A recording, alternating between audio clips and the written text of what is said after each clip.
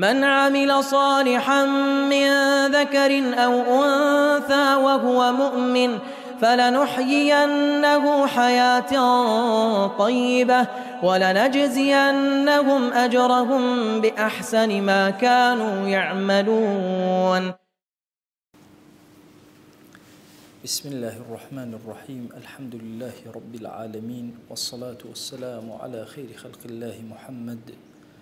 وعلى آله وأصحابه الكرام وتابعيهم بإحسان إلى يوم الدين.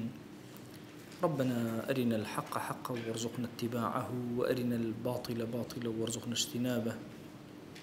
ربنا آتنا في الدنيا حسنة وفي الآخرة حسنة وقنا عذاب النار. برزان وخشويستانم لخزمة كتابي نيابي أدب الدنيا والدين زانايبا يا برز إمام ماوردية باسی ئەوەی بۆ کردین دنیای خەڵکی بەچی باشە بێ. فەرمووی هەتاوەکو دین بەهێز بێ، دینی متبع لەناو خەڵکە، دنیای خەڵک خۆشتر ئەبێ. هەتا سوڵتان و دەسەڵەتداری وڵات بەهێزتر بێ، زیاتر وڵاتدا ئەمەزرە و حاڵی دنیای خەڵک باشتر ئەبێ. عەدالەت هەتا گشتیتر بێ، ئەوەندە زیاتر ئارامی بەسەر خەڵکە باڵ ئەکێشێ. ئەمنی عام ئاسایشی گشتی وڵات کە هەموو سوچەکانی وڵات بگرێتەوە ئەبێتە مایەی ئەوەی کە حاڵی خەڵکی زۆر باش بێ. ئەگەر هەموو پێداویستەکانی ئینسان دەستکەوێ و ئینسانیش ئەوەندە کەسب و کاری هەبێ کە ئیشەکانی جێبەجێکە، دنیای خەڵک زۆر خۆش بێ. ئەگەر ئەمەل لە ئینسانەکانە زۆر گەورە بێ، هەتا وەکو هیوایان زیاتر بێ، زیاتر خۆی گەورە دەوی خێریان لێ ئەکاتەوە و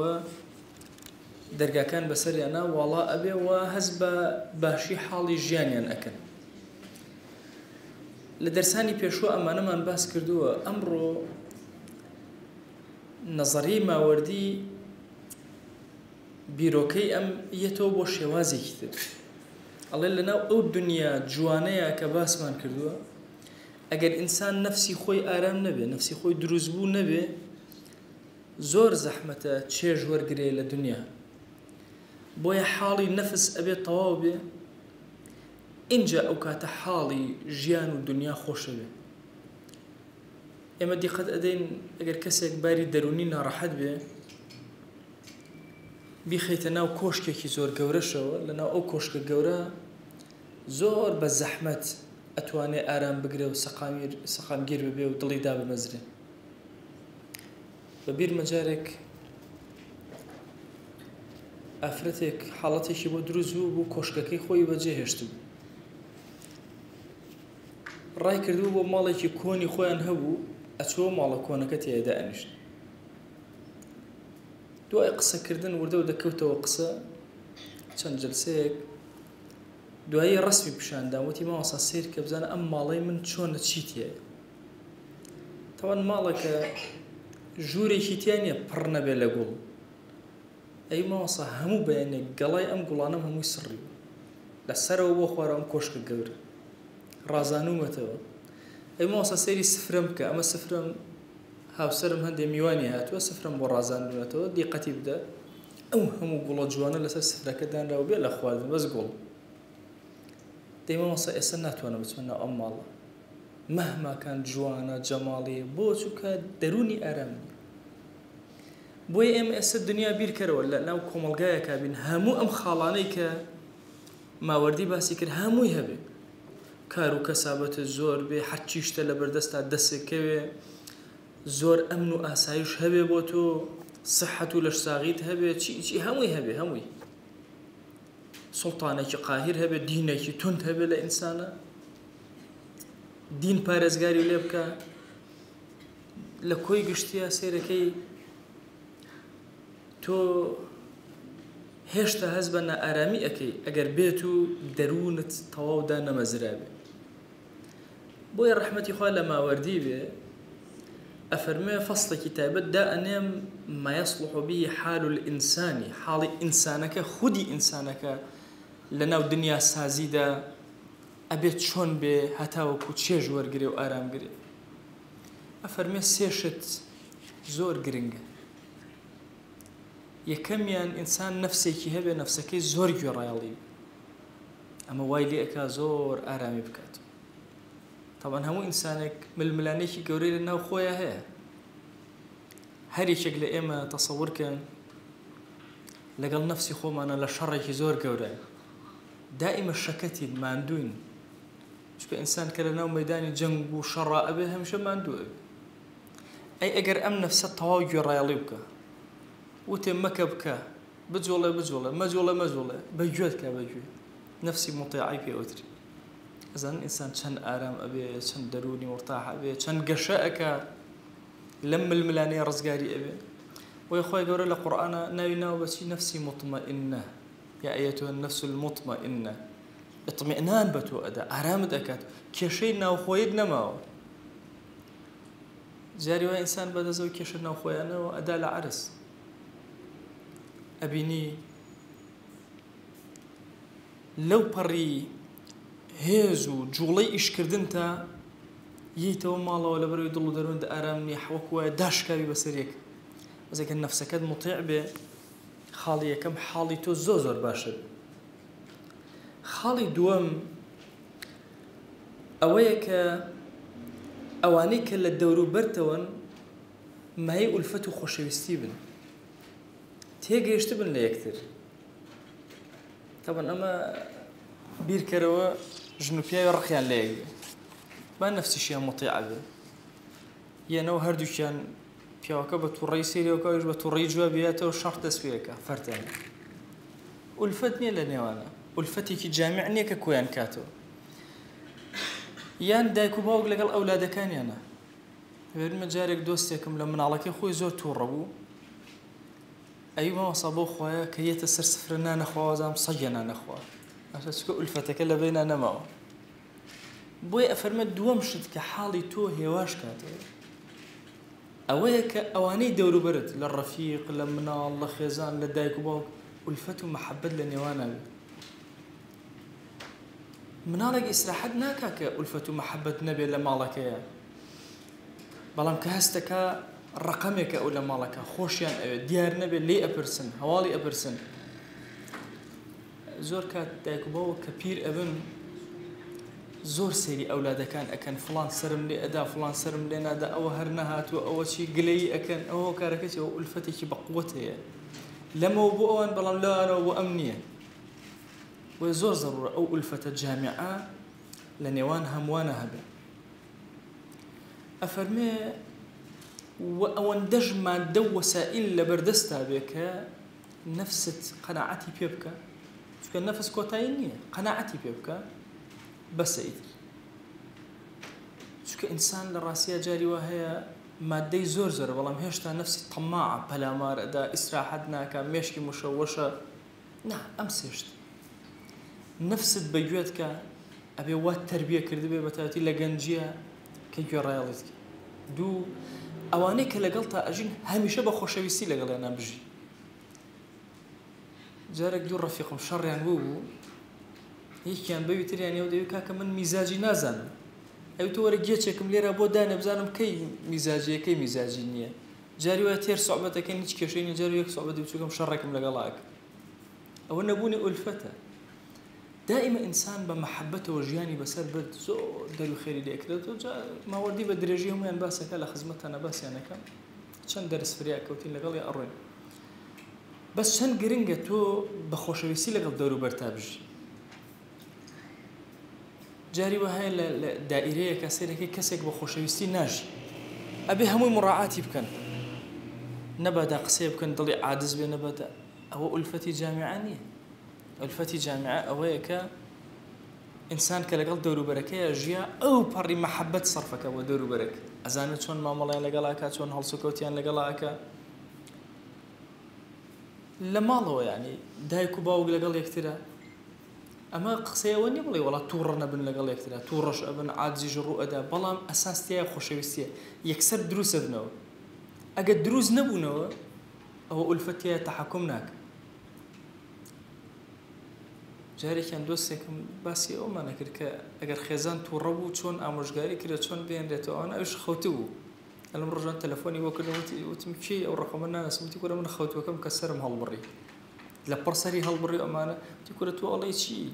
تو أخوي مجاري وهي بس ما قصجنا كربيك هو نبوني ألفتك شرك رويدا والسيما ناكونه يكتر باشا دو ما ناكونه يكتر توانا وانيا يقرنا شرك يزور قرز رويدا إيوارك يشكان حلون هو ألفتك هي مهما كان بها ألفتك جامع هي كوين أكاتو خوشويستي كوين أكاتو ألفتي جامع ما معناك أي أجر ألفتي جامع نبو يحتي لقال يكتر أكون نبينو ناتوانين لقال كومل قاشا أو هاي ورا كسيك لقال دراسة كان يا باجني لقال أو لقال أم دراسة بو بيانو أجرك الشر دروسكا أمش بو بيانو أجرك أشتيك دروسكا أم دوانا زور جاوزن أو يكبو بيانو أجر أشتي دروسكا أو ألفتي جامعة هي لنيوانيانا أو يبو بيانو أجرك الشر دروسكا بعكس أو تيكدان لنيوانيانا هي أو زور قد أسايج لو شونا نابيني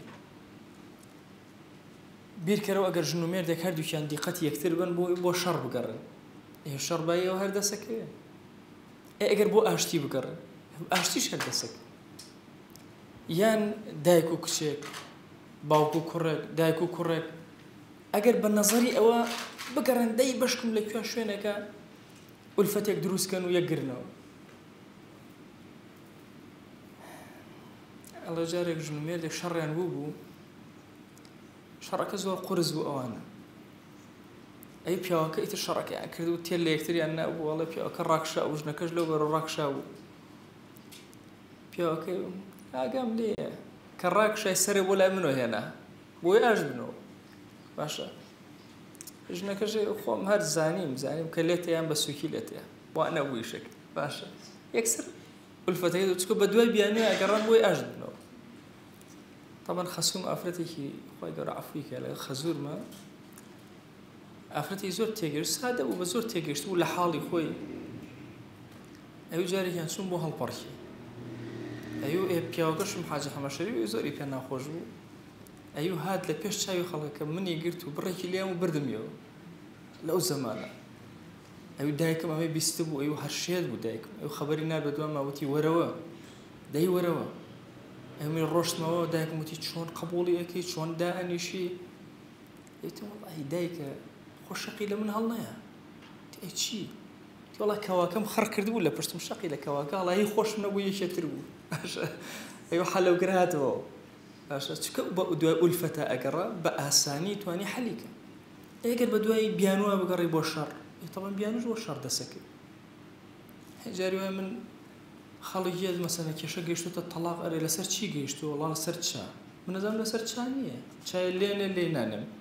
جيشتو الطلاق أو ببيانو شربون والفتي جامعنا ولا مالك عينا شلون أمدو خالة نفسي مطيع زور جرينجا والفتي جامع زور جرينجا بهما شواز ماديك حاجياتي نفسي تو بري بري والزور جرينجا لحياته بوي إصلاحي حالي تو جاري وهي فقيري أبت شركي زور قرص وجودة لسرشتاني كي ورد كناتواني دستبريكي غمي كي زور جودة ده تجري بوي خوشويست صلى الله عليه وآله وسلم أفرمي اللهم إني أعوذ بك من الكفر والفقر خويا فنا أقرب بتقول لك كفر ولا فقير لبنا يكادينا بوي إنسان أون دم عديه به نزور حقيني بس الزوري كم حقي بس الله وهي كان قناعتي كردوه إنسان أجر قناعتك مالكشي زور بشكوله به بس قناعتي بيكرد به جيانك زور خوش بسربه كوشكي جورتها بقناعة إنك به هنا أرامي بوي قناعة زور جرينجا وبوني كميكي مادك حياتي توبري بري وزور جرينجا عين حالي إنسان زور خوشكات وأرامك أفرمي يكيك أمانة بوباسكم كم تازور يا كم دانيان كنفسي مطيعة عليها مو إنسانك لجيانك مدنية بالطبع لقال خلقك كراوي لقال دورو برا زور بيويستي بوهي كنفسك مطيعي هبه أم نفسي وهاي اللي يبقى كأم خاوني به طبعا أجر نفس بجوي تو يقر تو خاوني نفسي أجر تو بجوي أو تكرت أو بو بخاوني تو أكو ما وردي أفر حتى وكو جوي رايالي تو بكا تو خاوني أبي بەس کە تۆ گوێڕایەڵی و کردتەوە بەعکسە تۆ بوویتە خاوەنی نەفسی خۆت ئەو بۆتە خاوەنی تۆ ئەدبە ئەفەرمە چونکە ئینسان بە طەبیعەتی خۆی حەز ئەکا لەگەڵ دەوروبەرە لەگەڵ چواردەورە قسە بۆ چواردەورکە هەوڵی محاوەلەی چاکسازی لە دەوروبەرە بکە دنیا سازی جوانکە لە دەوروبەرە ئەفەرمە دەی بزانەکە ئەگەر بێت و ئینسان نەتوانێت نەفسی خۆی خاوەنی بێ چۆن ئەتوانێت مالیکی غێر بێ چۆن ئەتوانێت کەسێکی تر خاوەنداری کەسێکی ترکە کەسێ ئەگەر نەفسی خۆی بەگوێی نەکە والله خەڵک نەفسی خەڵک چۆن بەگوێی نەفسی ئەم ئەکە بۆیە هەندێک لە حوکەما فەرموویانە وتوانە عاقڵ نابێ هاوارکە بە خەڵک بڵێ خەڵکینە تاعەتی منکەن لە کاتێکا نەفسی خۆی تاعەتی خۆی ناکە چۆن تاعەتی نەفست بکە یعنی نەفست چۆن تاعەت بکە چۆن لەگەڵ تابێ ئەفەرمێ بە دوو شێواز یەکەمیان بە نوسح و دڵسۆزی دووهەمینیان بە ملکەچی لە بەردەمتە طبعا ئەم بابەتێکی قوڵی تەسکیەی نەفس و تەربیەی نەفسە عولەمای پێشینە لەسەر شتانێکی بچووک جاری وە هەبوو عقوبەی نەفسی خۆیان ئەدا بۆی فێر نەبێ بێ ئەمریان بکە ئەڵێکێ لە پیاوچاکان چووە دەرەوە ماڵێکی جوانی بینی وتی ئەم ماڵی کێ لێرە وتی ئەم ماڵی فڵان کەس ئەڵێ هاتەوە شەوێک تا بەیانی نەخەوت عقوبەی خۆیدا تۆ هەقەچێ بەسەر ماڵی خەڵکە و پرسیارەکەی بۆی جایەکتر فێر نەبێ پرسیارکە ڕایگرێ ئەفەرمێ دەی بزانە نوسحی نەفس لەگەڵ ئینقیاد و ملکەچی نەفس ئەم دوانە پێکەوە هەردووکیان ئەبنە مایە ئەوەی کە ئەم نەفسە ئیطاعی تۆ بکە ئەفەرمێ چۆنە نوسح أن ينظر إلى الأمور بحقائقها فيرى الرشد رشدا ويستحسنه ويرى الغي غيا ويستقبحه ئەم نەفسەی تۆ لەگەڵتە ئەوەندە ڕازگۆ بێ چاک بە چاک ببینێ و خراپ بە خراپ ئەزان نەفسی وهەیە وهای لێیە چاکە و خراپەی لێ تێکەڵە بێ بۆیە دائیمە ئینسان هاوارکە یا ئیلاهی مەم دەرە دەسی خۆم حتا ئینسان گوناه زیاتر کە چاکە و خراپە زیاتر لێ تێکەڵە بێ نازانێت کامە خراپ و کامە چاک ئەفەرمێ نوسح ئەوەیە کە بزانێ کامە چاکە و بزانێ کامە خراپ لە ناخیشیە سوور بزانێ کە ئەم چاکەیە زۆر جوانە و ئەم خراپەیە شتێکە کە زۆر قەبیحە جاری وهەیە کەسێک زەکات ئەدا زەکات بەڵام زەکاتدان بەلایەوە باجە قورسە بۆیە کە ئەیدا زۆر بە بێدڵی ئەیدا بۆ چووکە لە نەفس یا حوسن نییە خۆ ئەشیدا بە گوێشی ئەکە ئینقیادەکە بەڵام جوان نییە لەلای بۆیە ئەگەر ئینسان حوسنی بە حوسن بینی جوانی بە جوان بینی نەفسی و خراپەی بە خراپە بینی ئەوە خێرێکی زۆر گەورەیە و فەضیلەتێکی زۆر گەورە من تفكر أبصر وتوانە هەر کەسێ بیر کاتەوە ئیتر وردە چاوی ئەکرێتەوە و چاکە و خراپە ئەبینە و ئەزان لە هەموو ئاژەڵەکانە ئەگەر دیقەتان دابێ چاکە و خراپە تیانە مەجالی بیرکردنەوەی نییە ئیلا لە ئینسانانە تۆ دیقەت بدەن لە هەموو حیواناتە چاکەی بۆ تهدید کرا و خراپەی بۆ تهدید کراوە هەندێک گیا ئەخوا هەندێک گیا ناخوا ئەگەر ئەو گیا بخوا کە بڕیارە نەیخوا ئەیکوژێ تەوا حتا مردن نایخوا دەی بۆ نابێ ئەی لە ئینسانە ئیلا ئینسانە بە تێڕوانین و فکر وەکو ڕاغیبی ئەسفەهانی ئەفەرمێ لە دەریاکەیە ئەفەرمێ هەموو ئاژەڵەکان شت ئەخۆن بەس ئینسان شت تێکەڵ ئەکە ئەخوا ئێستا بە هەر کەسێکتان بڵێم ئادەی یاپراخ چۆ نەکرێ یەک دەقایمە بۆ یعنی ئەمەنە ئەڵێ ئەم هەموو مادەیەتی ئەەکەم اینجا ئەو تامە دەرەچ دەی ئەمەی تر کە لە ئاژەڵەکان ناتوانێت ئەم تامە دەرکە ئێستا بیرکەنەوە لە جیهانە چەند شیرینی هەیە ئەزان ملیۆنەها شیرینی دروستەکرێ ئەم زمانێت و هەمووی لێک جیاکات هەمووشی چییە؟ هەمووشی فکری ئینسانە عەقڵی ئینسانە تێگەیشتنی ئینسانە و تێڕوانی ئینسانە بۆ خواردن ئەگەر نە هەمووی قامیشێکی شەکرەوە بێنەوە تۆزە شیرینی و تەواو نە ئەو شیرینیان نەوعەکە ئەویان تامێکترە ئەویان تامێکترە بۆیە بەس ئینسان سوبحان الله یەت ئەم کەماڵاتە ئەکا و ئەم ئیشە گەورە ئەکا دەی كوابو نفسي إنسان هواي إنسان بيويستي بويه كحسن بحسن وقبح بقبح ببين أي أجر باشا إما هم ما اسم متفقين نسر خواردن أو بويه خواردن باسكم حسن وقبح كي متفقين إما هرهم من أزانين أو هم جور شيريني كهيا هموشتي تشاكا بويش جهدي بو أكين هولشي بو أدين إبداعي شتي أكين شو كان نفس من زانيتي كباشا أي أجر نفس من زاني زهر خراب أبزان شون معمول لقال زهرك شون دورة كويته ولا شون أنواع وسيلة بكاري أنا بقول لنا خوشي دور كويته شو كبلاي وخراب كوابو نفس زور جرينجا كاتي أبيت نفسي مطيعة شاكبة إنه خرابة بخراب أجر كسر دروبة باشر بينا طبعا لإنسانية تانية دروبة باشر بينا أجر نفسك مثلا دروبة باشر بينا أزان بحث شيء بو كنترول ناكري أو بباشا أبينه زور زحمته أهم منال شيري لي أبريتوا شوك الشيرة بمصدر حياتي خوي أزاني أجريه بوي هواري لي هلاص إتر أم دايك كرة بيبرين إذا لا سنجي كرة نازانم كرة تشتي رشي لي أدا أيوة نشيك لمنا لك أدا ديبه زهر لك وازي لنا يعني إن جاء أجريه سري إيشك سر أخات عرز شكو بو شكو أول بشتيكي باش أزاني زور بزحمة بلاتو بيشار سركري دابا خو جاري واشي أو هيا جناهك أو نفسد بباشي بزاني أجر بخرابي بزاني زور شار سربي بس كبباشي زاني إتر أو نفس بوي أجري بوي أشني هواري بو أكا زور بزحمة كنترولك بس أجر هاتو بخرابي زاني أجر كردي شي بشيمان أبيتو وكواشتيكي خرابي خوارد بزو دمي أشوا خريكي خويا بيه بالضبط أو شو أويان بقبح سيرك أويان بشي بجمال وبجواني سيرك أفرم أي ملشور كردني نفس شونه على أويك أفرمانت فيكر بالرؤية شاكبك بجودك تملينك لا شاكا وكاتي ويست الخرافي بقريته ويكسر بوستي من الملانات لقلا نكا خو أجر أماني نبو أفرمت ضلني أقبل وكأو نفسه انقيادي نكرد وملي كج نكرد ولا بردم تويا كملي كج نكرد بيوستي بالتمرين زياتر وهولداني زياتره أجر نفس خوي بو خوي جيشت أستي مطمئنة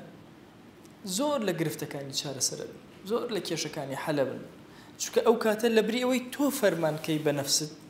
نفسد خوي بو خوي إيشك جاب جيك على الإنسان خوش بيسترين شد للاي إيشك لأولاد كاني وكو أم بيركاتو طبعا زور زحمة أولاد وكو بهوية وكو دايق بيركاتو بس أجر خوا أولادي كدابة كسي وكو أم بيري كردوا أسودة ترين كذا أو كسي